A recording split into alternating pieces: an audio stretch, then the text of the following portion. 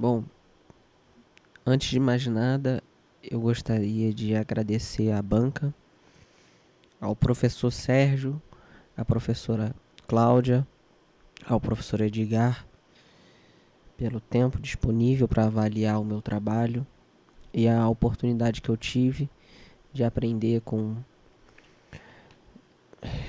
vocês, com os professores do mestrado, em especial meu professor orientador Carlos Reina, que me ajudou muito nesse trabalho, me orientou, me direcionou nos temas e com isso pude chegar nesse trabalho que vou apresentar agora.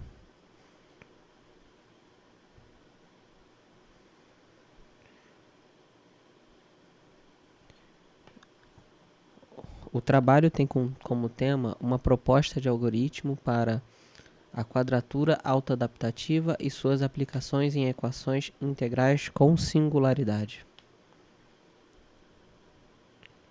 Antes de mais nada, eu gostaria de repassar o tema integrais singulares antes de entrar no objetivo do trabalho em si. Bom, as integrais singulares são um tipo de integrais que apresentam algum ponto de indeterminação em seu intervalo de integração. Essa singularidade pode ser de alguns tipos específicos, como logarítmica ou um integrando em fração, que possui uma descontinuidade no intervalo, podendo elas serem divergentes ou convergentes.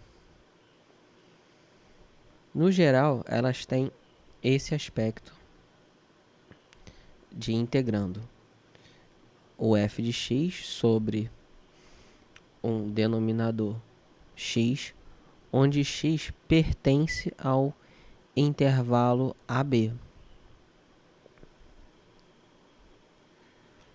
Em elementos de contorno, ela tem essa configuração bem parecida, apesar de terem funções que dependem de mais variáveis, ela continua tendo o mesmo integrando, só que dessa vez ela tem mais elementos de entrada nas funções. O que acontece, que a gente tem que ficar mais atento, é o grau beta do denominador. Esse grau beta vai ser importante para a gente determinar a classificação da singularidade ou o grau da singularidade. Aqui nessa imagem nós temos a representação simbólica, né, de como seria uma função com indeterminação. Nesse caso, nós queremos integrar de A a B, só que existe uma indeterminação no ponto C no intervalo de integração.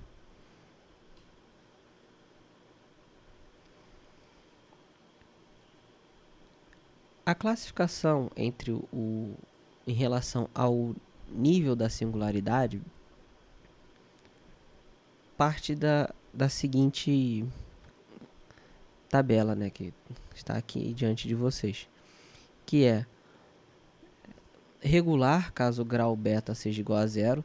No caso, isso implicaria que o integrando não teria uma fração.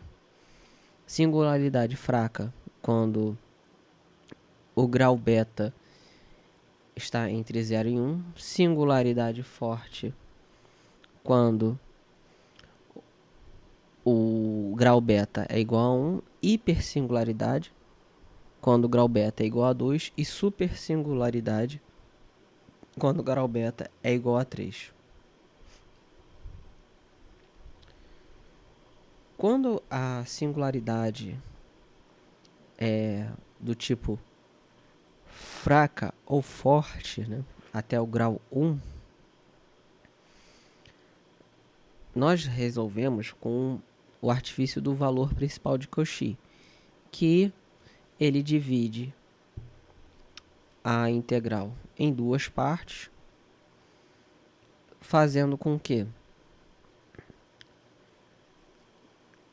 o intervalo fique entre o epsilon, que esse epsilon seria a singularidade. Então ele fica vai ter uma parcela um pouco antes da singularidade e um pouco depois da singularidade. Calcula-se as integrais e depois calcula o limite com epsilon tendendo a zero. Quando nós temos uma integral singular de grau 2 ou hipersingularidade, nós utilizamos o artifício da parte finita de Hadamard, que significa que ela é bem parecida com o valor principal de Cauchy. No entanto, nós temos mais uma parcela no final,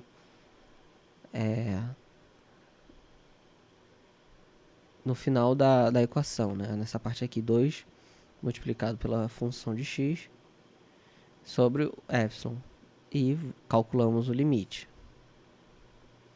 Essas são as soluções analíticas que serviram de base, né, para os exemplos quando se compara com a integração numérica. Bom, as integrais singulares no método de elementos de contorno, para dar uma contextualização, elas aparecem na parte que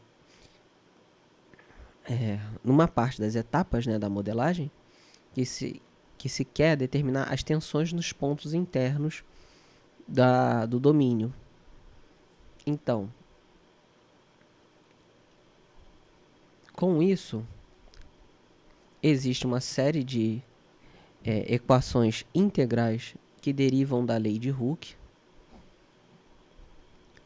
e em uma determinada parte do processo existem as soluções fundamentais, que, apesar daqui ser uma expressão bem extensa, o que vale nós focarmos é na variável R, que seria a distância entre o ponto fonte e o ponto campo na modelagem, na parte de elementos de contorno, e que nas soluções fundamentais para o asterisco, né, do vetor de deslocamento e do vetor de tensão, eles aparecem com o grau 1 e grau 2. Bom, o nosso trabalho ele partiu inicialmente de programar a quadratura de Gauss-Legendre para podermos chegarmos na quadratura autoadaptativa, porque muitos dos elementos da quadratura Gauss-Legendre são utilizados na quadratura autoadaptativa, né? Bom, no caso, a quadratura de Gauss-Legendre possui um integrando, né, que caso a gente deseje integrar de intervalo a b, e que consiste, ele passa a ser o f de x, passa por uma transformação de variável, passando o f de t dt, e o intervalo passa a ser de menos 1 a 1. E isso é muito importante porque a partir daí é possível utilizar pontos fixos de integração. Isso é muito foi uma grande metodologia, né? E com isso a gente consegue aproximar o resultado em um somatório do produto dos pesos, né? No caso de ômega, multiplicado pelo f dos pontos de integração de Gauss. Aqui expandindo a transformação de Gauss-Legendre, nós temos todas essas passagens, né, que passam a ter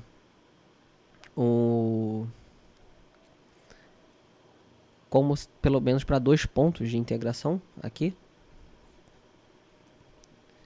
onde que nós temos a integral de a b se aproximando, né? Nós fazemos a aproximação do somatório. E os pesos de Gauss é dado por essa seguinte expressão: 2 sobre 1 menos xi ao quadrado, multiplicado por p pela derivada do polinômio de Legendre no ponto ao quadrado. Sendo que o polinômio de Legendre é dado pela seguinte expressão. O polinômio de Legendre é 1 sobre 2 elevado a n sobre n fatorial multiplicado pela derivada de n da expressão em colchete, né? X ao quadrado menos 1 elevado a n. E os pontos de Gauss, eles serão as raízes desse polinômio. Então, se nós temos o polinômio de 10, vão ter 10 raízes e assim por diante. Aqui tem uma tabela de quando o n é até 5. E todos os pontos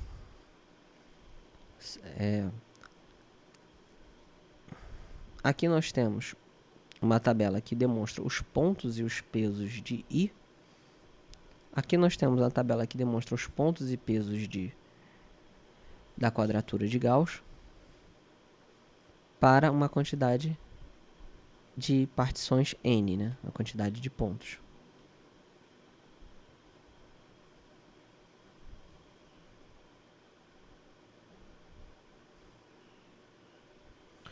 Bom, considerando o exemplo, né, para validar a programação que nós fizemos, bom, a gente parte desse exemplo simples, né, que tem uma singularidade regular ou não apresenta uma singularidade, e tem como solução analítica 317,314,2466. Então, o que acontece? Utilizando a programação, né, a quadratura de Gauss-Legendre para um n igual a 2, chega-se nesse resultado, 306,819934, que ainda está consideravelmente longe do resultado analítico, mas quando nós aumentamos para 3, esse resultado se aproxima muito do analítico, tendo um erro de 10 a menos 1. E aumentando a quantidade de pontos, ele não chega a uma ordem muito grande, né, de 10 não passa de 10 a menos 2. Não passa de 10 a menos 5.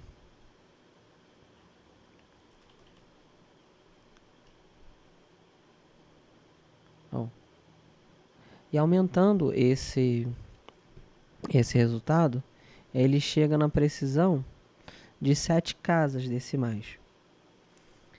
Ele passa para a ordem de 10 a menos 7. Sendo assim, ele tem uma convergência, só que quando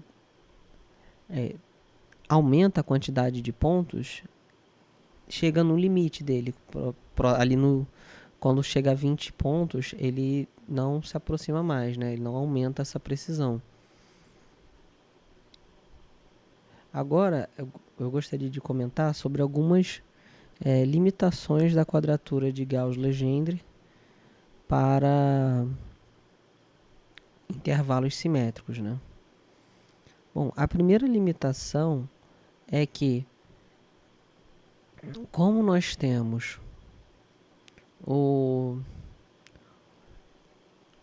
o integrando com uma singularidade forte, né, nesse caso, o que acontece? O polinômio de Legendre e o peso de Gauss, quando o n é ímpar, ele vai ter o zero como como um ponto de Gauss. E o que isso vai implicar? Isso vai implicar em uma indeterminação. Não vai ser possível calcular para um n ímpar quando tiver uma singularidade forte, porque isso vai causar uma indeterminação. Então nós temos aqui que para o intervalo simétrico, para esse caso, né, é zero. Aqui, né, essa quadratura para um n igual a 8, que obrigatoriamente tem que ser par, ele chegou bem próximo de zero, né, 10 a menos 17. Só que a primeira limitação foi essa. Aqui o n tem que ser par. Aí agora, as limitações da quadratura de Gauss-Legendre para intervalos assimétricos. Bom, considerando esse exemplo que nós temos, tem uma singularidade fraca, né? E o que acontece? Ele é indeterminado quando x é igual a 2. E com isso, é possível calcular ele analiticamente, né, através da transformação de variável ou do valor principal de Cauchy, e ele chega num resultado de π sobre 2, que é aproximado a 5.078, né? Sendo assim, quando nós calculamos fazemos, né, a quadratura de Gauss-Legendre, nós temos o seguinte: nós temos que a quadratura ela vai chegar no valor de 1,17157 através do somatório. Isso nós vemos que nessa tabela, o que ela demonstra pra gente? Que mesmo com o aumento do número de pontos, ele convergiu para um resultado, mas o resultado apresenta 23% de erro. O outro foi 1,5078 e a partir de 5 pontos ele ficou de 1,1715, que é muito distante, 23% de erro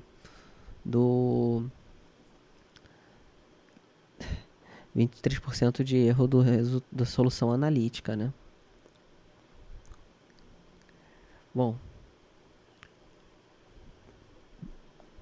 outra limitação da quadratura de Gauss-Legendre é quando nós temos integrais singulares fortes com intervalos assimétricos. Nesse caso aqui, nós queremos integrar de menos 3 até 5 de 1 sobre x dx. Pode-se chegar na solução analítica através do valor principal de Cauchy, que é igual ao logaritmo de 5 sobre 3, igual a 0,5108. Fazendo a transformação de variáveis de x para t, né, a função é modificada e tem-se um somatório respectivo da própria quadratura, né?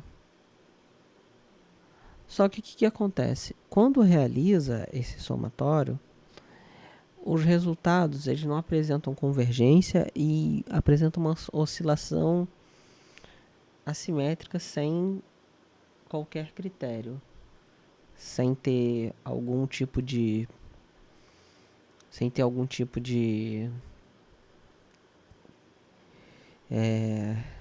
de comportamento padronizado, ela fica oscilando e chega a ter acaba não padronizando o comportamento dos resultados, né? Com isso, outra quadratura que visa suprir essa lacuna das limitações da quadratura gaussiana é a quadratura de Cauchy. Ela visa atender esses casos, né, que possuem um integrando com uma fração e esse denominador está elevado a algum lambda real.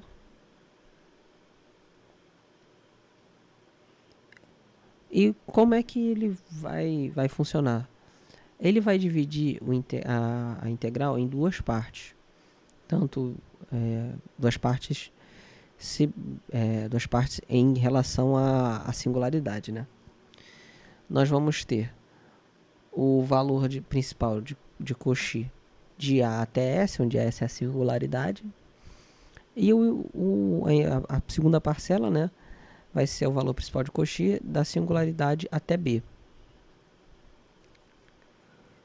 Eles vão ser aproximados através de um somatório, que são dependentes dos pontos de Cauchy e dos pesos de Cauchy.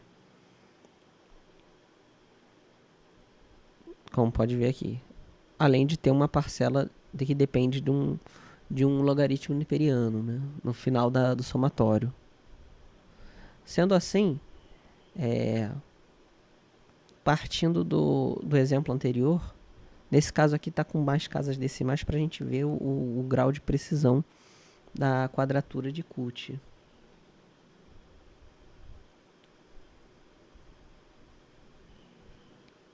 Não. Nesse caso, o que acontece? A gente aproveita a propriedade da quadratura gaussiana de transformar qualquer intervalo para menos 1 a 1. Então, com isso, torna-se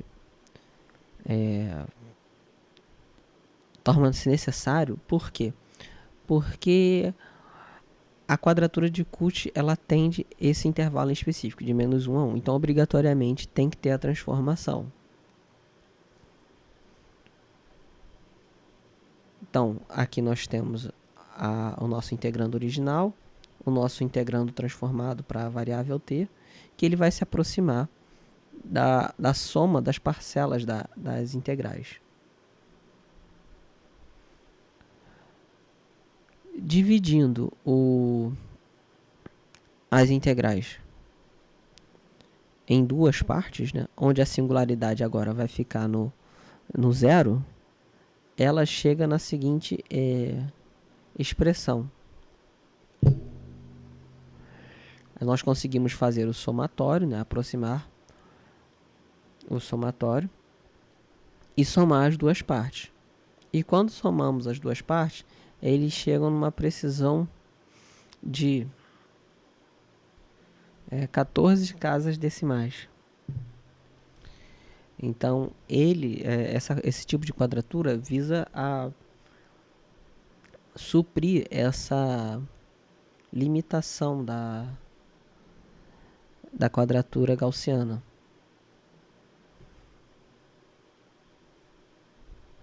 Aqui tem mais um exemplo que nós conseguimos comparar, né, validar a programação feita no final do trabalho, né, nos anexos. E o que acontece? Ela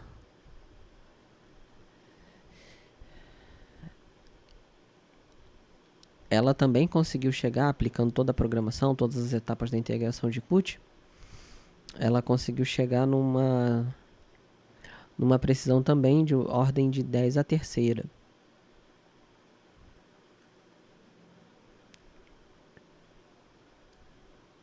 Nesse trabalho, apesar do Cut, da quadratura de Cut atender outros graus, né, de integração, outros graus de singularidade, nós vamos nos ater ao grau 1 e a singularidade fraca e forte para a quadratura de Cut, né? Bom, a quadratura autoadaptativa. Bom, agora nós chegamos no foco do trabalho, né, que é a programação da quadratura autoadaptativa.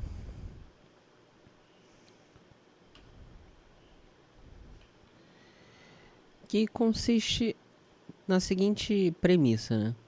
A gente considera uma integral f de eta, onde ela possui uma singularidade no ponto eta barra, e ela tem essa configuração, né? Intervalo de menos 1 a 1, f de eta de eta. E parte da premissa que a gente vai fazer a aproximação numérica a partir de um polinômio de terceiro grau, dessa forma. O eta em função de gama, o a gama a terceira, mais b gama a segunda, mais c gama mais d. E com isso, esse polinômio, né, esses valores a, b e c, d, eles têm que atender às seguintes condições, onde o eta de 1 é igual a 1, o eta de menos 1 é igual a menos 1, a derivada primeira é igual a 0 e a derivada segunda é igual a 0. Com isso, chega-se nesses valores para A, B, C e D, onde A é igual a 1 menos Q, B igual a 3 gama barra dividido por Q, C igual a 3 gama barra ao quadrado sobre Q, D igual a menos B e Q igual a 1 mais 3 gama barra elevado ao quadrado. Sendo esse gama barra a solução de eta gama barra quando de eta barra, podendo ser obtida através da seguinte expressão: gama barra é igual a raiz cúbica de eta barra por eta asterisco mais módulo de eta asterisco mais raiz cúbica de eta barra vezes eta asterisco mais módulo de eta asterisco somado ao eta barra, onde o eta asterisco é igual a eta barra ao quadrado menos 1. Lembrando que o eta barra é o nosso ponto de singularidade.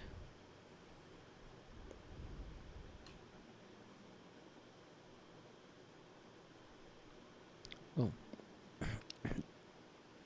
sendo assim,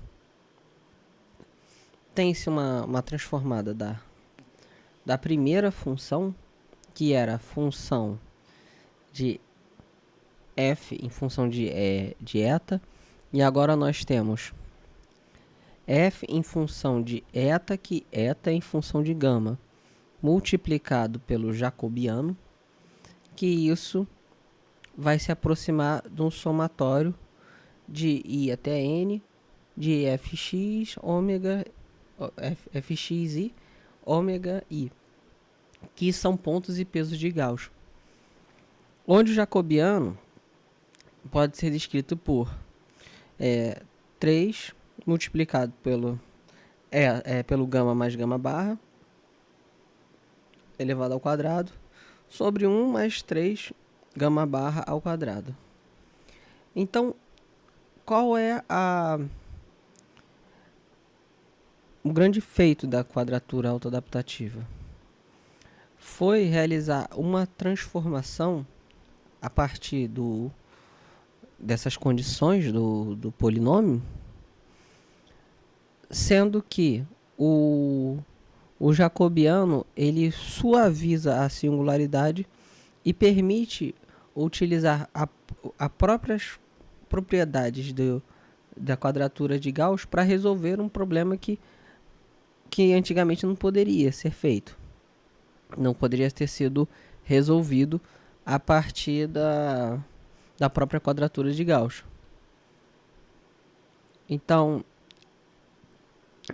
o primeiro exemplo que nós temos aqui é considerando uma integral onde ocorre uma quase singularidade, que é quando está bem próximo ao limite de integração para acontecer a singularidade, mas está um pouco afora. No caso aqui a singularidade é quando é 1 e o ponto de singularidade é 1.004. Então o que acontece? Ele tem solução analítica, que é igual a 249.500.998. O ponto de quase singularidade, né, o eta barra é 1.004. O fator eta asterístico é igual a eta barra ao quadrado menos 1, que é igual a 0.0080160. E o somatório para uma integração numérica de 10, né, de 10 números, ficou igual a 249.434.894. Próximo ao resultado numérico, mas vamos ver com mais pontos de integração. Repare que ao aumento da precisão da solução analítica, da solução numérica em relação à solução analítica, levando em consideração que aos 25 pontos esse erro chegou a 0.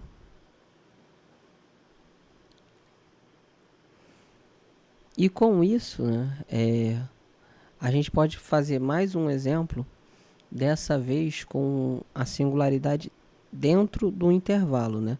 Nesse caso, quando a singularidade é menos 0.3. Então, nós temos o resultado é igual a menos 1.908598917. E dessa vez o erro não chegou a zerar, mas aos 100 pontos, né, ele conseguiu chegar num erro na casa de 10 a menos 6. O que é bastante considerável para uma integração numérica que antes não tinha solução. Bom, agora nós chegamos na parte do algoritmo proposto. Antes de começar, eu gostaria de pelo menos comentar os tipos de algoritmos que existem. Existem diversas formas de representar o algoritmo, né? Mas não tem um consenso qual é a melhor das formas entre elas. Dentre as formas de representação de algoritmos, as mais conhecidas são a descrição narrativa, o fluxograma convencional e o pseudocódigo. A representação gráfica no nosso trabalho aqui, nesse trabalho, a gente vai utilizar o fluxograma convencional, porque eu acho que ele é mais didático e ele se comunica melhor as ideias que uma programação se propõe. Bom, ele é uma representação gráfica de algoritmos, onde formas geométricas diferentes implicam ações distintas, sendo que essa propriedade facilita o entendimento das etapas contidas nos algoritmos e justifica sua popularidade. Aqui nessa imagem, nós temos um fluxograma simples que visa calcular a média de duas notas e se o aluno é aprovado ou não. Então, nós temos os dados de entrada de N1 e N2, que são respectivamente a nota 1 e a nota 2. Na etapa de baixo, nós temos a média, que é o N1 mais N2 dividido por 2. E abaixo nós temos uma etapa condicional, né? Que se a média for maior ou igual a 7, ele está aprovado e fim. Ou se a média for menor que 7, ele o aluno está reprovado. Aqui nós temos os tipos de dados, né? Que seriam dados numéricos, literal e lógico. O numérico seria realmente, como o nome diz, os números, né? Podendo ser inteiro ou real. O literal seria os caracteres, que podem servir para direcionar ou para nomear as variáveis, né? Os lógicos, eles são os operadores, né? Os operadores matemáticos e os operadores lógicos, de condição, o se, então, ou o maior ou igual, tem todos esses operadores que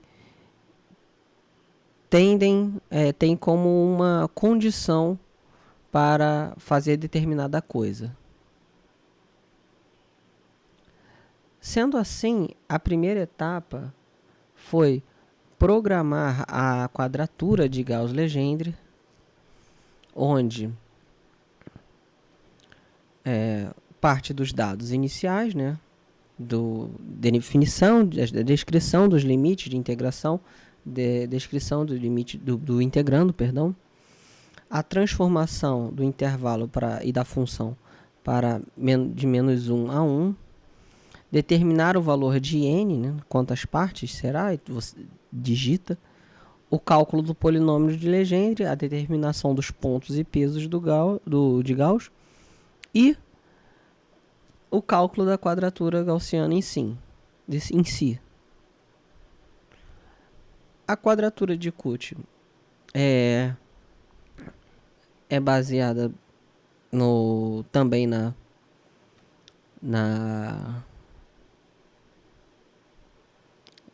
quadratura gaussiana, mas ela é um pouco diferente, que nós digitamos o limite superior da integração, o limite inferior, nós digitamos o integrando, e a integral da quadratura de Cauchy, ela é realizada a partir de 10 partes, com 9 pontos. Por quê? Pela questão do seguinte, que não foi possível achar o trabalho de origem que determina os pontos da quadratura de Cauchy. Assim, como se eu quisesse trabalhar com 20 pontos da quadratura de Cauchy, infelizmente esse paper ele não tem escaneado, ele está perdido, e essa foi uma das limitações da programação dessa quadratura. Tanto a quadratura de Gauss quanto a quadratura autoadaptativa, elas têm uma quantidade que o usuário escolhe a quantidade de pontos, né? Então, essa foi uma das questões enfrentadas no trabalho. Aqui nós temos a quadratura autoadaptativa, que também ela é bem parecida com as etapas da quadratura de Cauchy, mas nós temos